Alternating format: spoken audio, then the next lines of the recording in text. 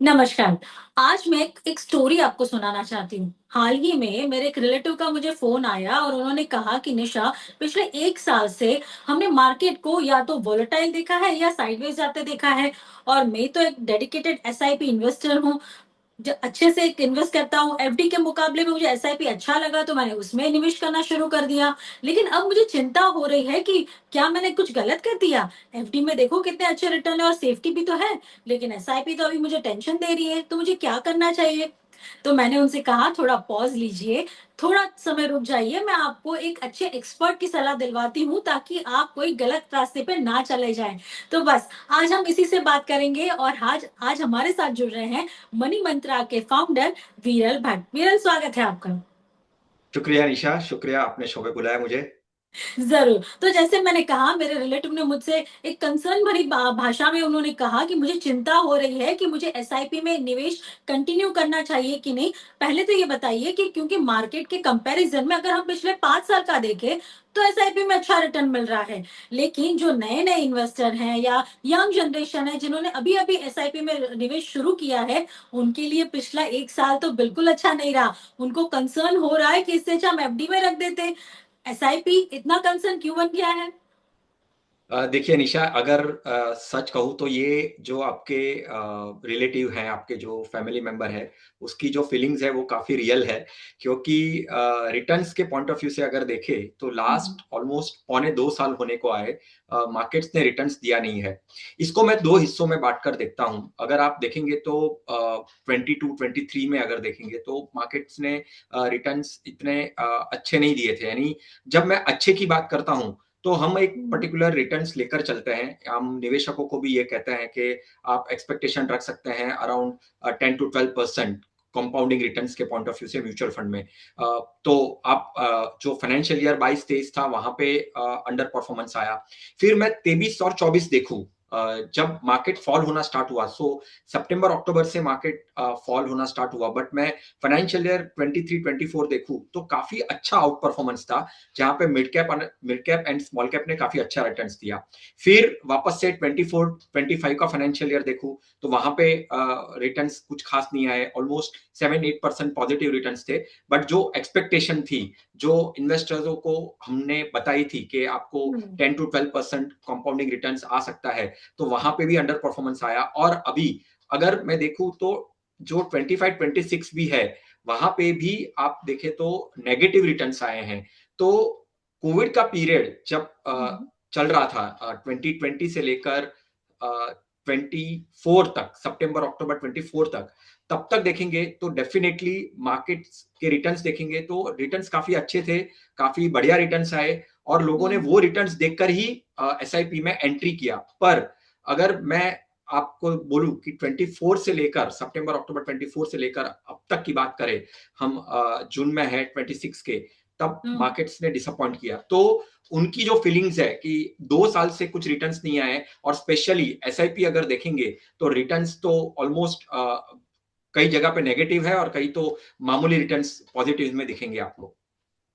बिल्कुल, क्योंकि उनका कंसर्न भी वाजिब है, क्योंकि हम बात करते हैं मार्केट की और अगर हम म्यूचुअल फंड की बात करें या एसआईपी जिसे हम सिस्टमैटिक इन्वेस्टमेंट प्लान कहते हैं, ताकि अगर आपके पास ₹500 हो, ₹1000 हो, उसी कीमत पे आप हर महीने एक बचत करते हैं, एक निवेश करते हैं और आपको अपेक्षा होती है कि चलो एफडी में जो 7-8% है, अब तो 6.5 या 5% मिल रहा है, उससे तो मुझे अच्छा ही रिटर्न मिल जाएगा। लेकिन अगर 1 साल का ग्राफ देखें तो ज़रूर निवेशकों के लिए एक कंसर्न खड़ा हुआ है कि आगे क्या करना चाहिए। उन्होंने मुझे तो डायरेक्टली पूछ लिया, क्या निशा मैं ये बंद करूँ एसआईपी या चालू रखूँ? आप उन्हें क्या सलाह देंगे?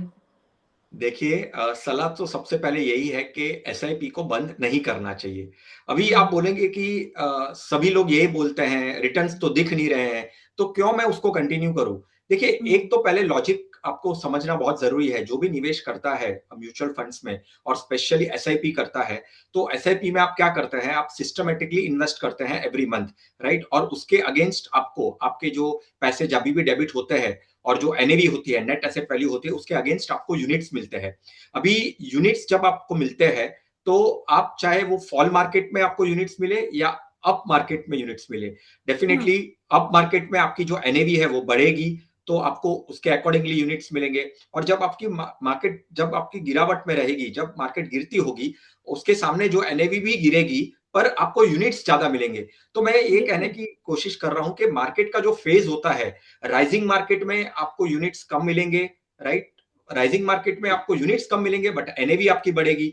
फॉलिंग मार्केट में एनएवी कम होगी और आपके यूनिट्स ज्यादा होंगे। और जब ये फेज में, यानी डेफिनेटली आप अगर आप देखें 7 ईयर्स की हिस्ट्री, 10 ईयर्स की हिस्ट्री, 15 ईयर्स की हिस्ट्री, 25 ईयर्स की हिस्ट्री, राइट? क्योंकि मार्केट अगर आप देखेंगे म्यूचुअल फंड का, तो ऑलमोस्ट 45 to 50 ईयर्स का मार्केट अभी हो चुका है।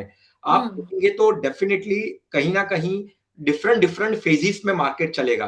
कभी राइजिंग मार्केट चलेगा, कभी फॉलिंग मार्केट चलेगा, और एक रिकवरी मार्केट भी होता है। जब अच्छा। मार्केट एक पर्टिकुलर डाउन मार्केट के बाद मार्केट रिकवर होता है, और जब वो मार्केट रिकवर होता है राइजिंग, फॉलिंग और रिकवरी मार्केट में, तब आपको रूपी कॉस्ट एवरेजिंग का फायदा होता है। और जो आपको फॉलिंग मार्केट में जो यूनिट्स ज्यादा मिले हुए रहते हैं, हम्म। और जब वो हम्म। रिकवरी होता है, तो आपका जो ओवरऑल रिटर्न है पोर्टफोलियो का, वो काफी अच्छा बनता है। तो एब्सोल्युटली इंपॉर्टेंट ये एस्पेक्ट है कि एसआईपी बंद नहीं करना है, क्योंकि मार्केट फेजिस में चलता है। कब राइज होगा, कब फॉल होगा, और कब रिकवरी भी होगा। तो वो फेज को आपको, पूरा कंप्लीट फेज में आपको मार्केट में बने रहना है। इसके वजह से आपका ओवरऑल जो रिटर्न्स हैं, वो काफी कंपाउंडेड होके, रूपी कॉस्ट एवरेज का फायदा होके आपको रिटर्न्स अच्छे मिल सकते हैं। अगर हम देखें पिछले 10 साल का भी ग्राफ देखें, तो ऐसे ऐसा माहौल काफ़ी काफ़ी आए हैं कि मार्केट में वॉलेटिलिटी दिखी है, मार्केट में बड़ी गिरावट दिखी है, लेकिन उसमें भी लोगों ने एसआईपी कभी, यही क्वेश्चन तो हर बार उनके पास आता होगा, लेकिन क्या सही में एसआईपी बंद करने का कोई स्पेसिफिक समय होता है, कोई ड्यूरेशन होता है? अ, कब चालू करनी चाहिए और कब बंद करनी चाहिए? क्या ऐसा है? क्योंकि हमारे पास एफडी के लिए तो एक कहते हैं ना कि एक टेन्योर होता है कि 1 साल के लिए इतना इंटरेस्ट, 1.5 साल के लिए इतना इंटरेस्ट, तो एसआईपी के लिए कोई ऐसा टेन्योर है क्या? देखिए, पहले तो निशा मैं निवेशकों को ये कहना चाहूंगा कि आप जब कंपैरिजंस करते हैं, आप आपके एफडी से कंपैरिजंस करना करना चाहोगे। देखिए, हुँ। प्रॉब्लम क्या होता है, जब मार्केट फॉल होता है और जब मार्केट में नेगेटिव रिटर्न्स आते हैं, पोर्टफोलियो में नेगेटिव रिटर्न्स आते हैं ना, तब ये सब कंपैरिजंस बाहर निकलता है।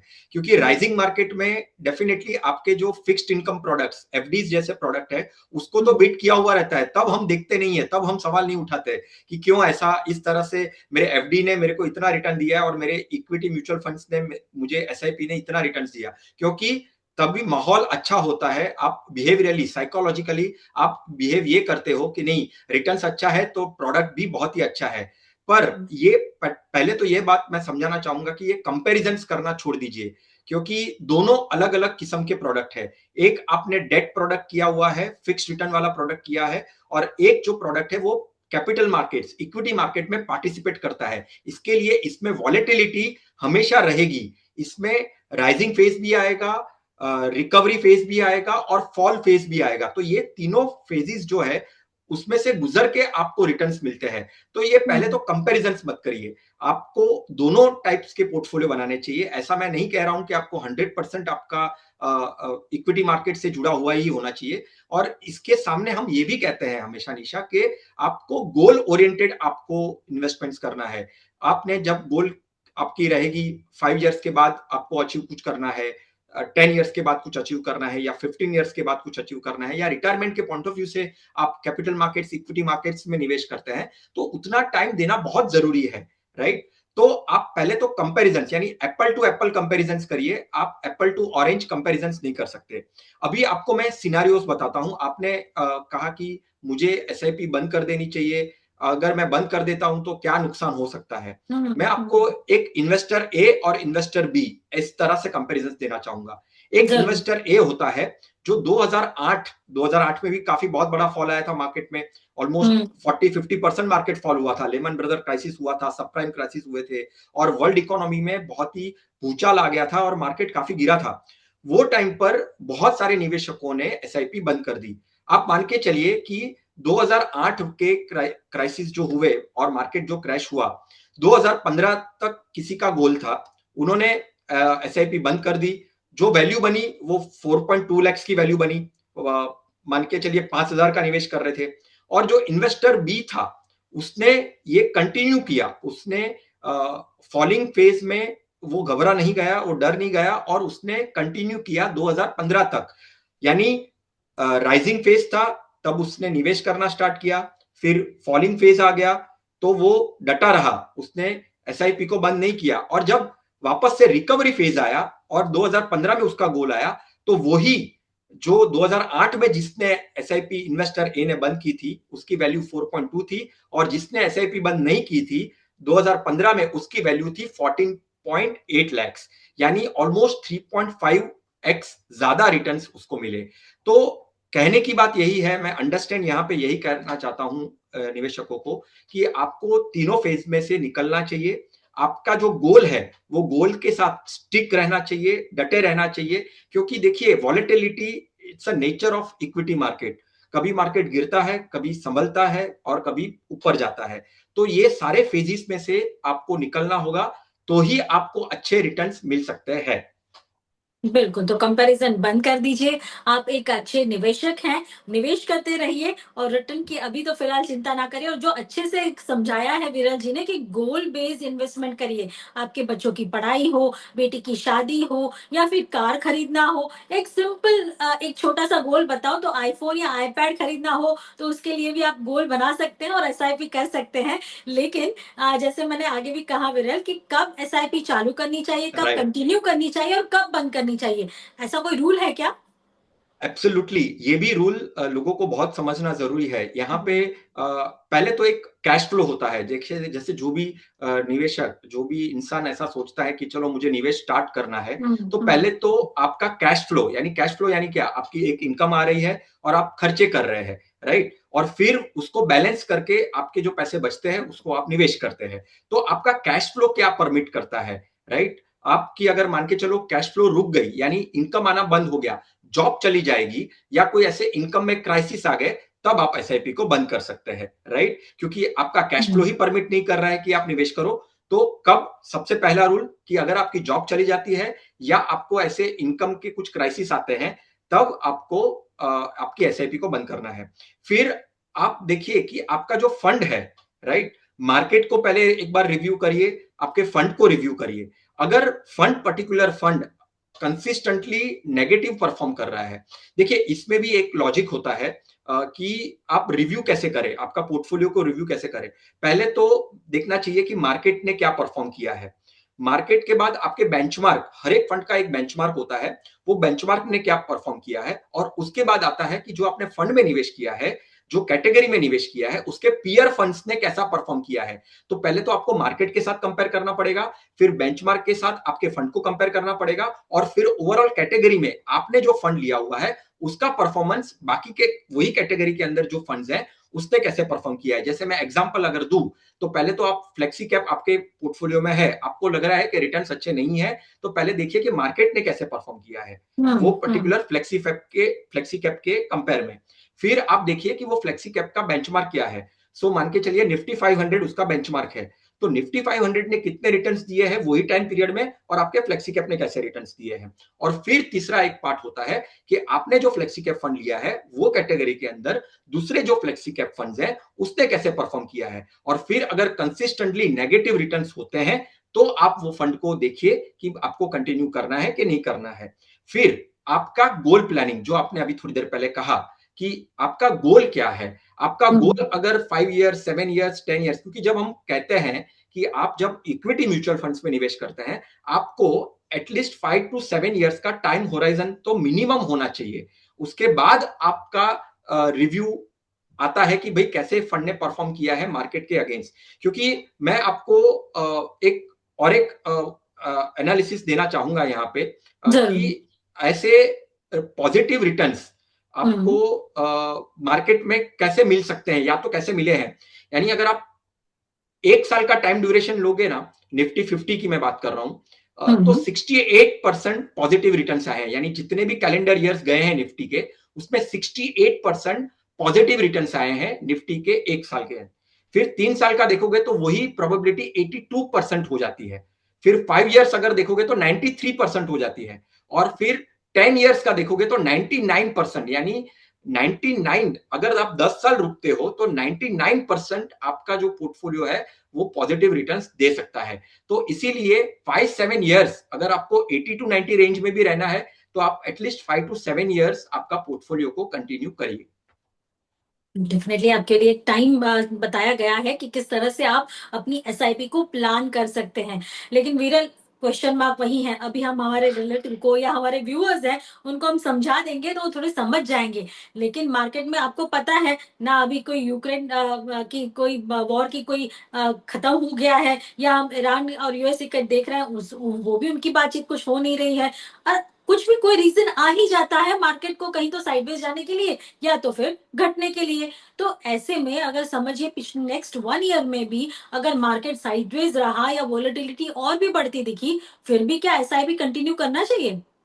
देखिए, मैं आपको वापस से एक रियल केस सिनेरियो बताऊँगा यहाँ पे।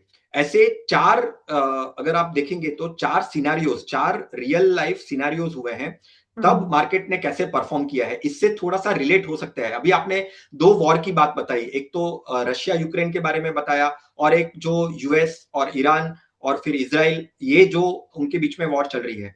हुँ, आप ये समझिए कि ठीक है, ये फ़ेज़ है, ये चल रहा है। अभी मैं तो डेफिनेटली नहीं कह पाऊंगा कि ये कब खत्म होगा, या तो कोई भी कह नहीं पाएगा, क्योंकि ये हमारे कंट्रोल में नहीं है। हमारे कंट्रोल में क्या है वो तो डेफिनेटली अभी थोड़ी देर पहले हमने डिस्कस किया कि हमको टाइम को उसको निकलने के लिए हमको टाइम देना पड़ेगा। ये हम उसके ऊपर हम ओवर रिएक्ट नहीं कर सकते और इमीडिएट एक्शन नहीं ले सकते। देखिए 2000 और 2002 में डॉट कॉम बबल हुआ था, ठीक है। अभी वो डॉट कॉम बबल होने के बाद जो मार्केट फॉल हुआ था, उसके बाद में 3 साल में ऑलमोस्ट 120% रिटर्न्स दिया। निफ्टी 50 की रिकवरी आई ऑलमोस्ट 120%। फिर 2008 का जो क्राइसिस हुआ, राइट, 8-9 में, उसके बाद वो एक बार संभला थंभला और फिर रिकवरी आई ऑलमोस्ट 105% की निफ्टी 50 में। यानी उसके नेक्स्ट 2 से 3 इयर्स में कैसे रिकवरी आया वो मैं कह रहा हूं, और मार्केट से कैसे रिटर्न्स दिए। फिर हुँ, 15-16 मार्केट फ्लैट था, फिर रिकवरी आई और ऑलमोस्ट 42% रिकवर हुआ। और फिर कोविड में भी हम जानते हैं कि 2020 में जैन फेब मार्च में ऑलमोस्ट 40-50% क्रैश हुआ था मार्केट। और फिर नेक्स्ट 18 मंथ्स जो थे, 1.5 से 2 साल थे, वहां पे कम से कम 90% की पॉजिटिविटी आई। यानी डेफिनेटली डिफिकल्ट फेज है। ऑलमोस्ट पौने 2 साल हो गए मार्केट में रिटर्न्स नेगेटिव या तो फ्लैट रिटर्न्स आए हैं। बट ये जब संभलेगा, ये जब रुकेगा, ये सब हुँ। सॉल्यूशन मिलेगा, उसके बाद रिकवरी काफी अच्छी आती है और पोर्टफोलियो में भी ये रिकवरी काफी अच्छी दिखती है। बिल्कुल, तो हमें थोड़ा बहुत समझ में तो आ गया है कि किस तरह के सिनेरियो में किस तरह से हमें रिएक्ट करना है।